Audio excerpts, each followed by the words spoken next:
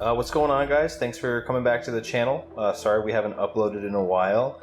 I'm going to get right into it. I'm sure you've seen the title of the video by now. This is my take on Dark Masters.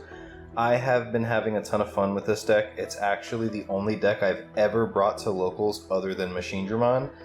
And I've just been having a blast with it. So, you know, not the most competitive deck, but it can contend with a lot of really strong decks in the meta, especially any decks that have a lot to do with graveyards. Anyways, let's jump right into it. Starting off with the eggs. We are playing 4 Mother D Reapers. The reason being, it's just a big dumb egg that, you know, we don't play any rookies or any champions in this deck, so we are not often going to hatch it. But if we do, we can just pop it using our other effects that I'll get into later. But yeah, for Mother D Reaper. And then for the level 5s, this is your main search option in the deck. We're playing 4 Gigadramon with an Inherited of Reboot, 4 Lady Devi with an Inherited of Retaliation, 4 Cherrymon that has an Inherited of Piercing, and we're playing 2 Scorpiomons that grant blocker. So what all of these cards have in common is that on play, they will look at the top 4 cards of your deck and add 2 level 6 or higher cards among them to your hand, and you return the rest of the bottom. And then at the end of the turn, by deleting 1 Digimon, you may play a Dark Master's trait to your breeding area. And that's what's so great about Mother D Reaper. It's just a big body that can't be affected by your opponent that we can just pop when we need to put a Dark Master into our raising. And that is where I'm going to go next. We are playing 4 copies of Machinedramon. They all are going to have on plays and when attackings. Machinedramon happens to be D-Digivolve 2, which is very powerful. We are focusing primarily on black and purple. One of the things I didn't touch on too much with the level 5s is that we're only playing 2 Scorpiomons because the bread and butter are going to be all of your black and purple. The reason being is that this is, at the end of the day, not an Apocalypse deck. This is a Omnimon deck. We'll get into more of that later. Anyway, we're playing 4 Machinedramon. On play when attacking the Digivolve 2 and has Reboot. Now, they all have the same ability that they can only Digivolve into white Digimon, and at the end of your opponent's turn, they have to delete themselves. It's mandatory, which allows you to place another Dark Master that's not the same one directly into play. So if your Machinedramon doesn't Digivolve and it survives until the end of your opponent's turn, it deletes itself, and you get to put another Dark Master that's not Machinedramon directly into play. So we're playing 4 him. We're playing 4 Piedmon. His on play and when attacking is delete and unsuspended. Really powerful. And then he has retaliation as well. And then we're playing 1 of each of Metal Seedramon and Puppetmon. Metal Seedramon being bounce a level 5 or lower, and Puppetmon being returning a suspended. Metal Seedramon gives you blocker, Puppetmon gives you piercing. These are not as important. I'm opting to just play 1 of each of them just to have bodies to put into our raising with our level 5 effects, and also just in case we're able to do the Apocalypse thing. Again, this isn't an Apocalypse deck, and in my testing I've noticed that you almost never even really want to play Apocalypse, but it's there to have the option. And sometimes you've cycled through a lot of your other cards, and maybe you have a Merciful mode in hand, and you just want to slam the Metal Seedramon to bounce their level 5, stops them from being able to ace, and then you can just go over a Merciful mode, wipe their field. It has its uses. So those are the level 6s. Additionally, we're playing some other level 6s. We're playing some ace cards. Speaking of aces. First up, I'm playing 3 copies of Vikemon Ace. Now, there's only 6 cards that can technically blast into this in the deck, being the 2 Scorpiomons and the 4 Gigadramons.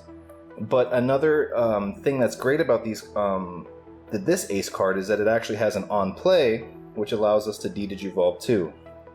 And then none of their Digimon with one or fewer Digivolution cards can suspend until the end of their turn. So it's kind of like that option Sorai. And again, we don't need to Digivolve this, we don't need to blast this. A lot of the times they'll see it coming a mile away. A lot of the times they'll watch you pick it up and they're not going to fall for it. But what's so great about it is we're playing other cards in the deck that's going to allow us to cheat cards like this into play, and we'll get there soon. But this card's awesome. He also has a when attacking, delete an opponent's Digimon with one or fewer Digivolution cards. Honestly, a fantastic ace, a great addition to the deck. We're also playing 2 Grand Kawagamon ace. So Grand Kawagamon's also really good. It can blast on like 8 of the cards that we level 5s that we have, which is way better.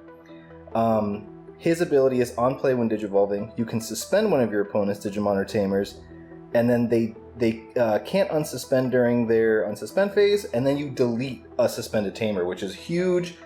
You know, Tamers are always broken, and being able to just indiscriminately bottom deck them is fantastic. Not much more to say about that. And the last is the tried and true Mega Gargamon ace.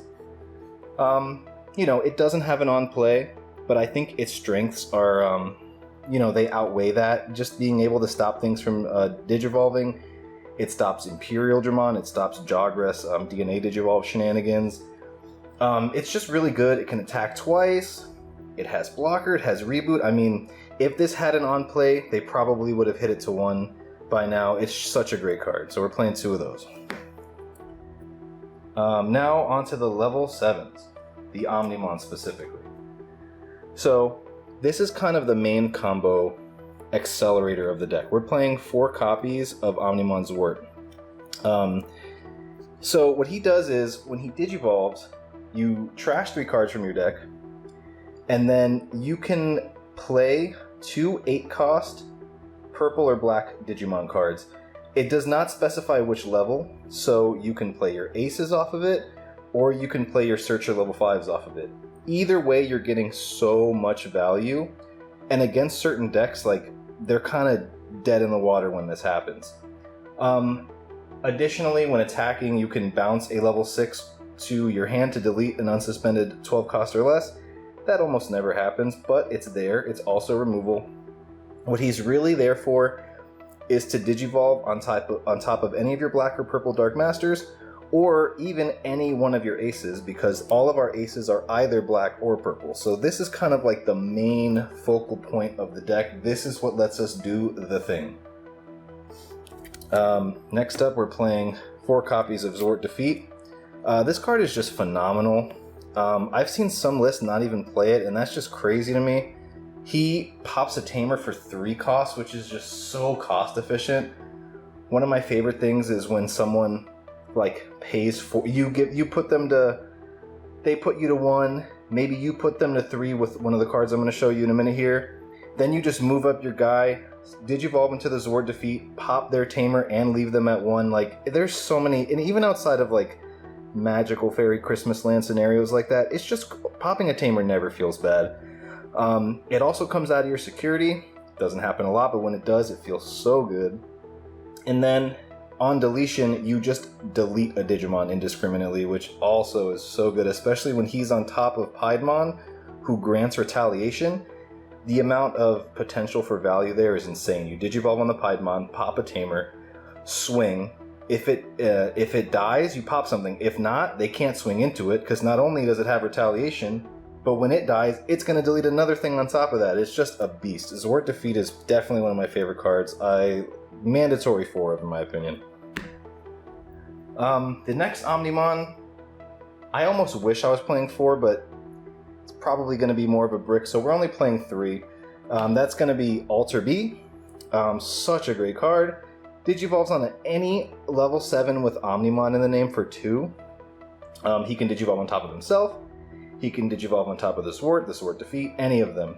And what he does is, when he Digivolves, you de-Digivolve 3, then you delete any amount of Digimon whose total play costs add up to 6. And then, when attacking, by trashing 3 level 6 or lower in the source, you can... is it level 6 or lower? Yeah, are level 6 or higher in the source, you can pop a Digimon or Tamer with the lowest cost, and if you trash 3 cards by trashing 3 level 6 or highers in his sources, you trash the top 2 cards of their security. So he has this really cool effect where late game, you can, you know, you go on top of your level 6 with an Omnimon, you go on top of that with an Alter B, and then if you have another Alter B, you've de-digivolved 6, you've popped 12 costs worth of dudes at that point, and then you just swing for game. Really great card. I love it. Wish we could play 4, but we only got room for 3. The last Omnimon we're playing, also at 3, is Merciful Mode. This card is so mandatory in this archetype. The fact that it can digivolve on top of your bad Dark Masters for 6 and any of your Omnimons is huge. It just indiscriminately deletes bodies. If you did that thing I said where you Piedmon into Swart into Alter B and then you go into Merciful Mode, because again, he digivolves for 3 if the name contains Omnimon in any capacity. So he can digivolve on top of himself, he can digivolve on top of Zord Defeat, etc. He pops any amount of Digimon per level 6 or low or higher in the sources. So pop a ton of bodies, and then what makes him really good is that he takes 10 cards from your opponent's trash and puts them right back into their deck. This just straight up wins you matches against like Lugermon, Leviamon. A lot of really oppressive, really good decks just get completely gate-kept by this card. And then he trashes himself at the start of your turn to trash the top card of their security, which is also great. Love this card. Another card that I wish we could play 4 of, but 4 might be a brick, and I think 3 is a good sweet number. Now, the next couple cards are like kind of what I would consider flex spots. These could be anything. I've considered running X Program. I've had Analog Youth in and out of my deck. Again, this is just really personal preference. Because of my meta and just my play group with the friends I play with, I am playing 2 Death X-Mons. Again, flex spot. You could play 1. You could maybe play another Ace. Maybe play Analog Youth. I see people play Tai and Kamiya.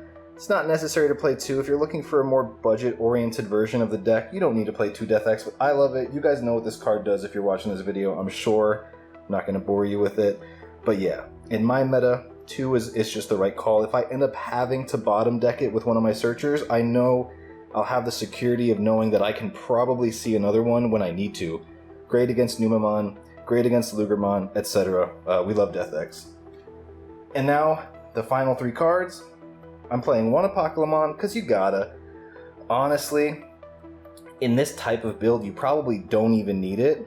It's not likely that you're gonna have all the Dark Masters in your trash by the time you're really popping off anyway. And, you know, sometimes it hurts to mill your opponent. Against certain decks, you never want to Digivolve or play into Apocalypse because you're just scared of giving your opponent more cards. Like most purple decks, you just never play this card, but it's great. 15k, tucks your Dark Masters, mills 2 for each one. I'm sure you guys know what it does. It's a great card. I mean, it has the potential to have blocker, piercing, reboot, retaliation, so it can get there, but it's, again, you could probably cut this for whatever you want. The last 2 cards are 2 copies of Digimon Emperor. It's kind of mandatory in this meta.